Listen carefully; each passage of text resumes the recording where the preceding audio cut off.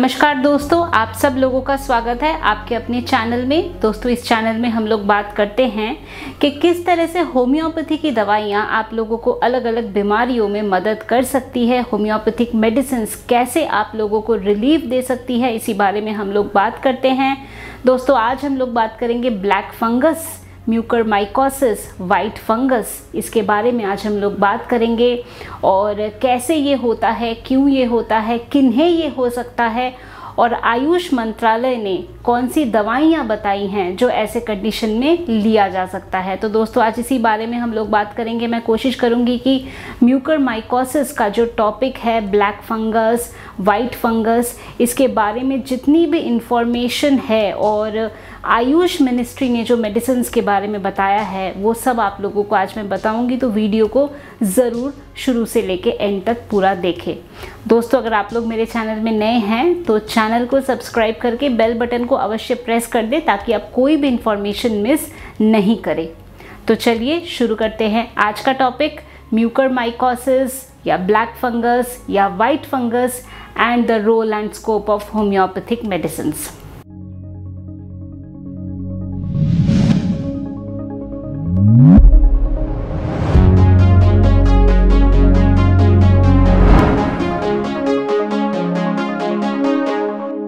दोस्तों, म्यूकरमाइकोसिस, जिसे हम पहले ज़ाइगोमाइकोसिस भी कहते थे, या ब्लैक फंगस या वाइट फंगस या फंगल इन्फेक्शन, ये असल में होता क्या है?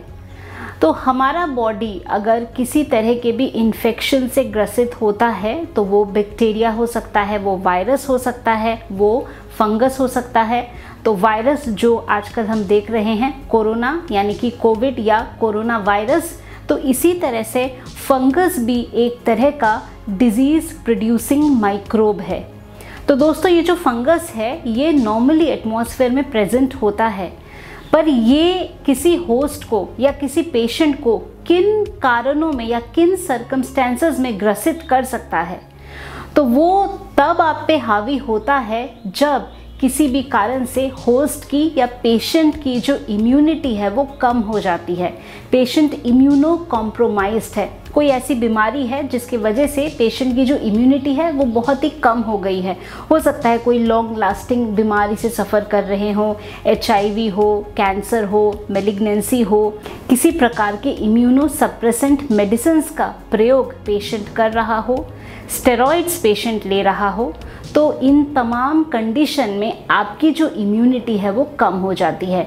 अगर आपको डायबिटीज़ है, आपको शुगर की बीमारी है और जो शुगर है ये आपका कंट्रोल नहीं है, अनकंट्रोल्ड आपका शुगर रह रहा है, तो ये भी एक फेवरेबल ग्राउंड हो सकता है जिसके वजह से आपकी जो संभावना है फंगल इन्फेक्शन होने की वो बढ़ जाती है।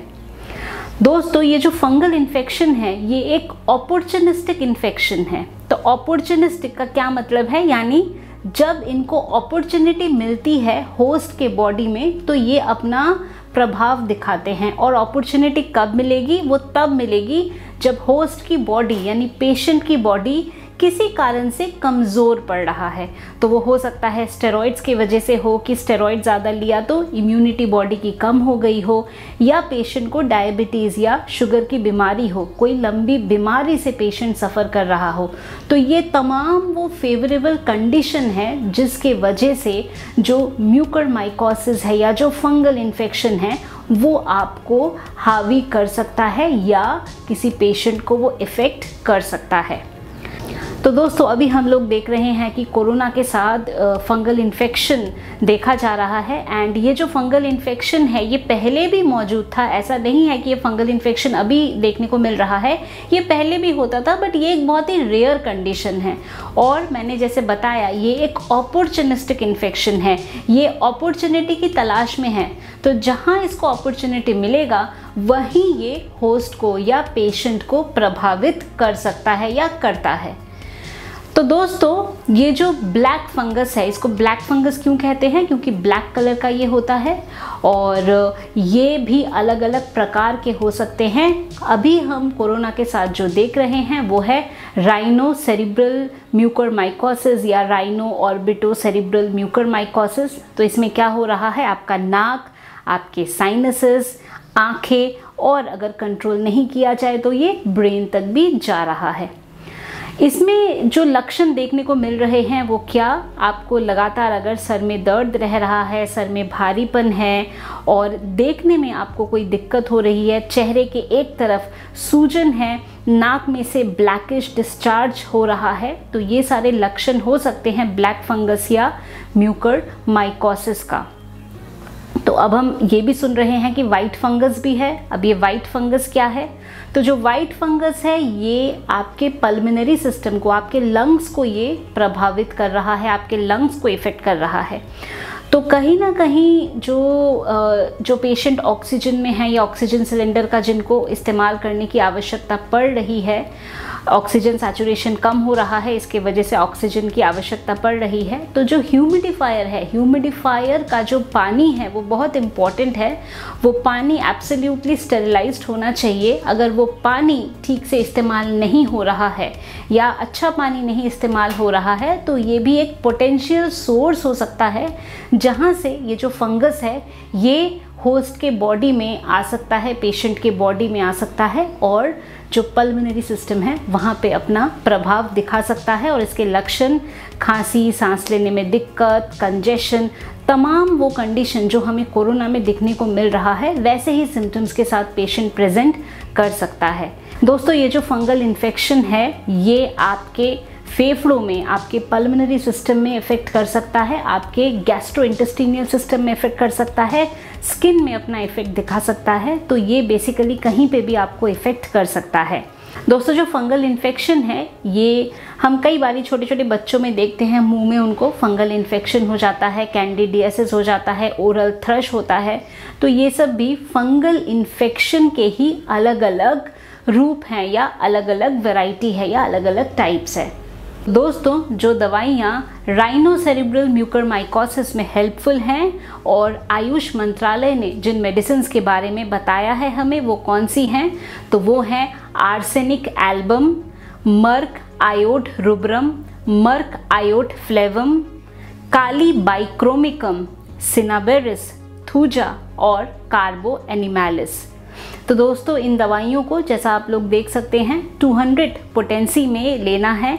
इसकी 6 गोलियां दिन में 2 बार करके 5 दिन के लिए लेना है। और ये हमारी मेडिसिन हो गई हैं राइनोसेरेब्रल म्यूकरमाइकोसिस के लिए।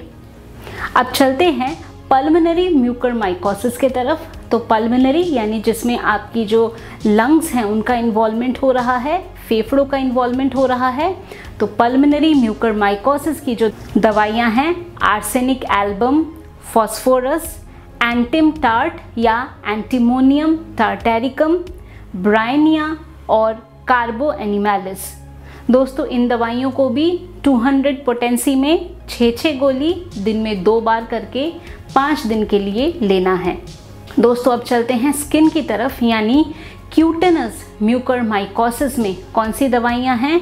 तो दोस्तों, दवाइयाँ हैं आर्सेनिक एल्बम, सल्फर, मर्कसोल और एंथ्रैक्सिनम।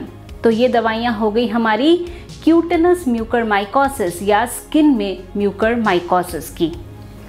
अब हम चलते हैं जीआई सिस्टम यानी गैस्ट्रोइंटेस्टिनियल सिस्टम म्यूकरमाइकोसिस पे। तो दोस्तों, जो दवाइयाँ जीआई सिस्टम या गैस्ट्रोइंटेस्टिनियल सिस्टम म्यूकरमाइकोसिस में हेल्पफुल है वो है आर्सेनिक एल्बम, फॉस्फोरस और नाइट्रिक एसिड।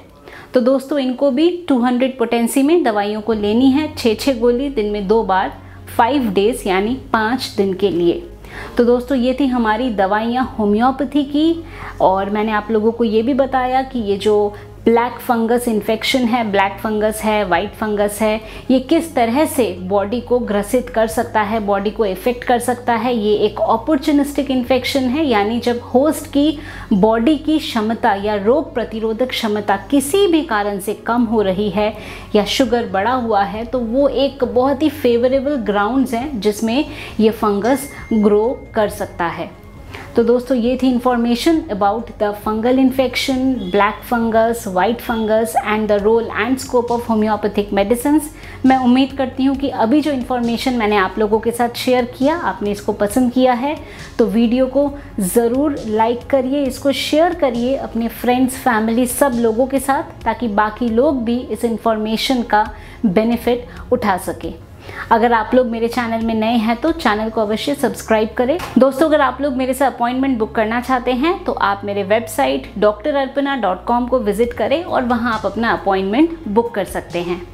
आप इस दिए गए नंबर पे केवल व्हाट्सएप के माध्यम से आप मैसेज भेज सकते हैं और अपना अपॉइंटमेंट बुक कर सकते हैं। आप ऐप के माध्यम से डायरेक्टली फ़ोन पे भी मेरे से बात कर सकते हैं। तो दोस्तों, आज के लिए बस इतना ही। खुश रहिए, मुस्कुराते रहिए, स्वस्थ रहिए। Thanks for watching.